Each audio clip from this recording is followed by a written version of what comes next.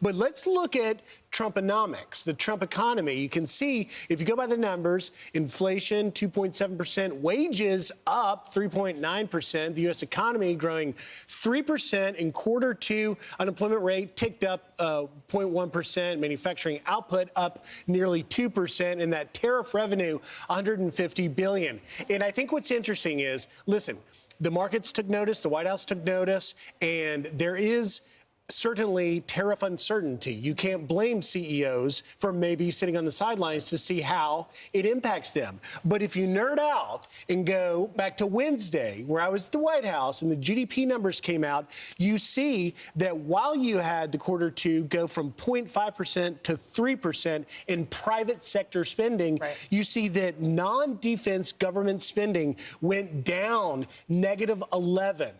And that is a 100% reversal from the Biden years, which were driven by government spending. So the Trump economy is reversed that and driven on private economic investment. And that's why there is so much of the world looking at the opportunity. I think this is a time to wait and watch what happens, right, because you're looking at, listen, you got the Canada and Mexico deals hanging out there. Those economies are ancillary to our economy, but yet they depend heavily on us. That's likely going to go in our direction. The EU deal is a huge incentive for European countries to build and manufacture things where? In the U.S. Who are they going to hire? American workers. So I think the naysayers, even the Wall Street Journal had a piece out today saying the Trump economy stumbles.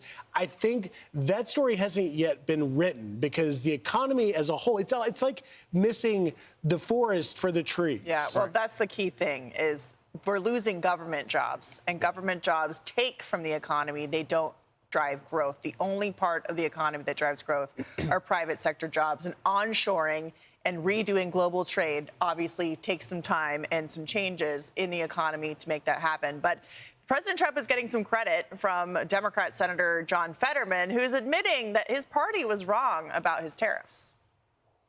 I'm wondering if you think right now Trump is winning the trade war. Do you agree with those who think he is? I mean, absolutely. Well, I think that, I mean, obviously what happened at the EU, and again, I'm a huge fan of Bill Maher. And I mean, I think he's really one of the oracles for my party. And he acknowledged, it's like, hey, he thought that the tariffs were going to tank the economy, and he acknowledged that it didn't. So, I mean, so for me, it's like, I mean, again, it seems like the EU thing has been going well, and I guess we'll see how it happens with China.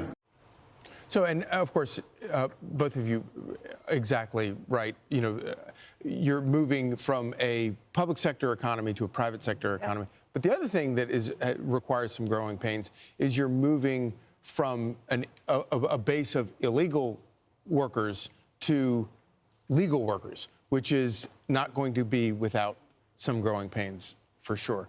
But of course, it's not just the economy where Democrats are completely wildly off base.